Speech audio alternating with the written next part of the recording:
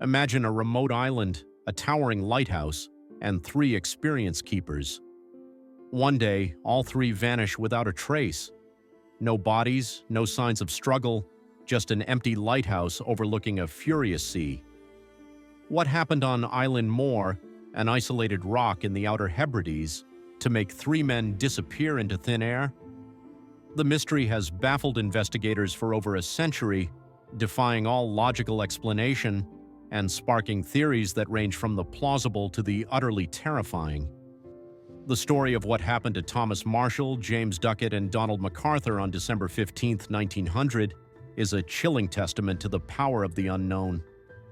To truly grasp the unsettling nature of this disappearance, we need to transport ourselves back to the harsh, unforgiving world of lighthouse keeping in the late 19th century.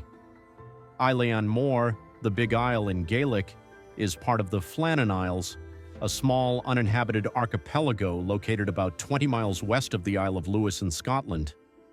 It's a desolate place, exposed to the full fury of the North Atlantic.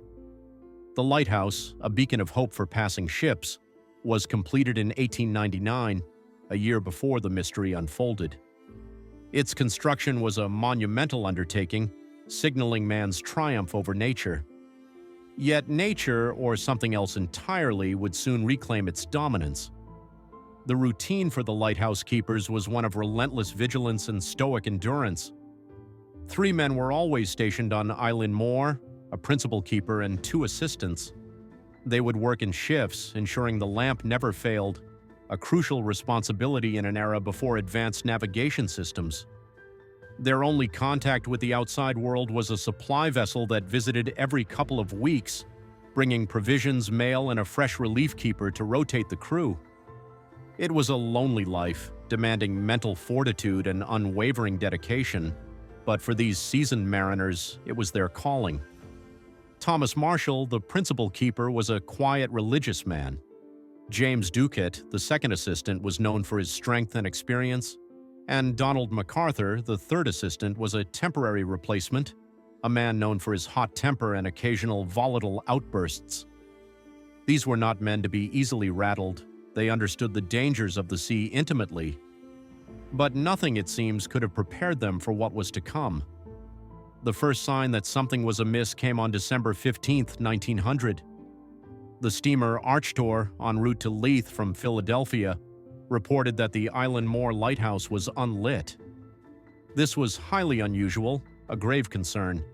Lighthouses simply did not go dark.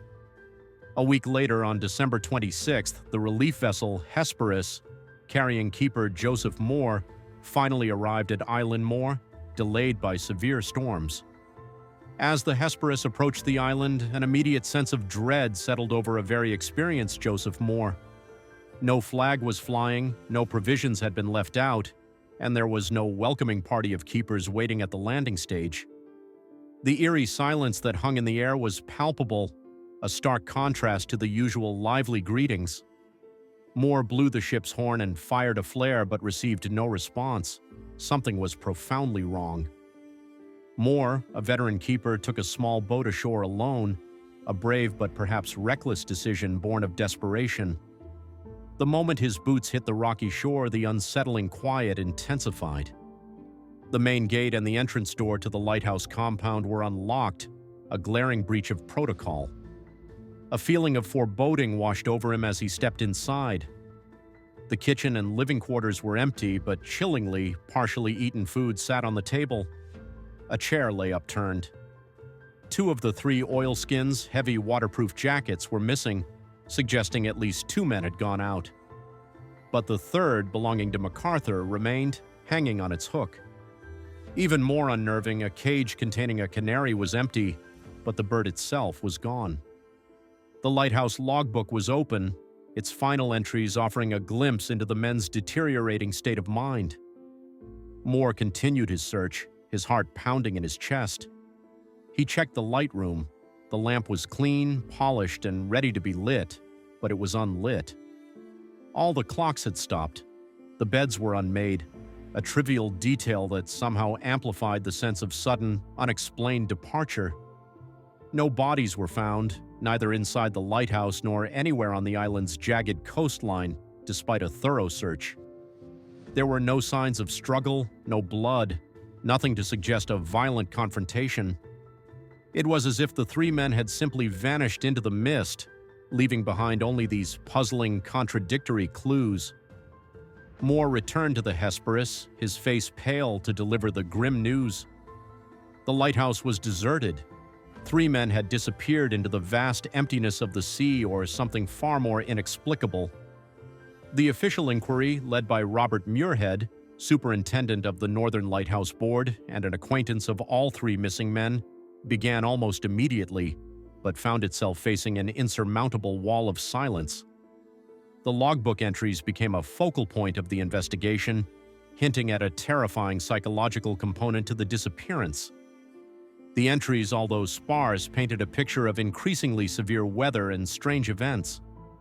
On December 12th, Principal Keeper Marshall recorded, "Gale, north by northwest. Never seen such a storm in 20 years." The next day, the entry continued. "Storm continued all day. Ducat irritable, McArthur crying." McArthur, a man known for his tough demeanor, reduced to tears by a storm? This struck investigators as highly improbable. The final entry, dated December 15th, simply read, "Storm ended, sea calm. God is over all." But the storms had delayed the Hesperus by days. The sea should not have been calm on December 15th.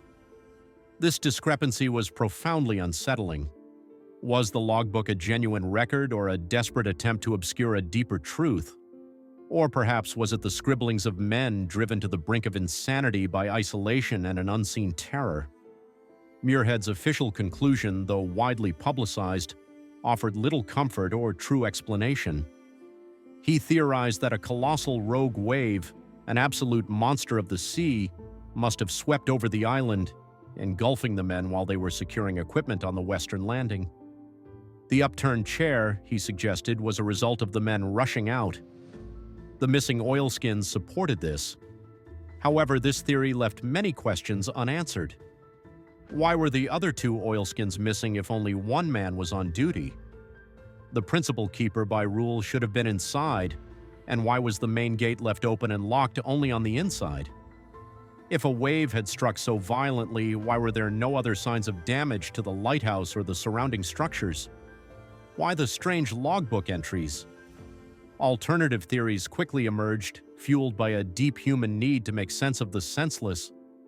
Some whispered of a maritime mutiny, suggesting McArthur's volatile temper might have led to a violent confrontation with the other keepers, culminating in bodies being thrown into the sea.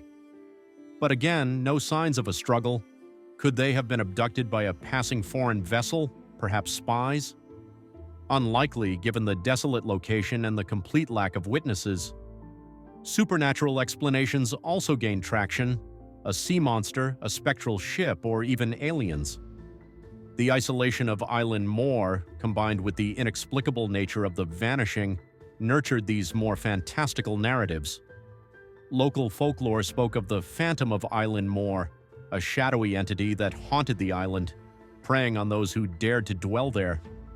Such tales, previously dismissed as mere superstition, now found a chilling resonance. The truth of Eilean Mor remains elusive, a chilling enigma etched into maritime history. The official explanation, while seeking to provide closure, felt inadequate to many, including the families of the lost keepers. The last known moments of Thomas Marshall, James Ducat, and Donald McArthur are lost to the unforgiving winds and waves of the North Atlantic. Did they wander off in a fit of madness, succumb to the crushing isolation, or were they snatched away by an unseen force, a monumental wave, or something far more sinister? We may never know the full story of what happened on that remote rock. All that remains is the deserted lighthouse, forever standing as a silent, stoic monument to a pervasive, enduring mystery. The Eilean Mor Lighthouse, still operational today, continues to shine its light, a perpetual reminder of the three men who simply vanished into the unknown, leaving behind only questions, whispered theories, and a profound sense of unease. Their story serves as a stark reminder that even in an age of scientific certainty, there are still places and events that defy our understanding, inviting us to peer into the void of the inexplicable. If you want more spine-chilling mysteries that challenge our understanding of reality, the next video explores the chilling disappearances of the Dyatlov Pass incident, where 9 hikers met an equally baffling and tragic end.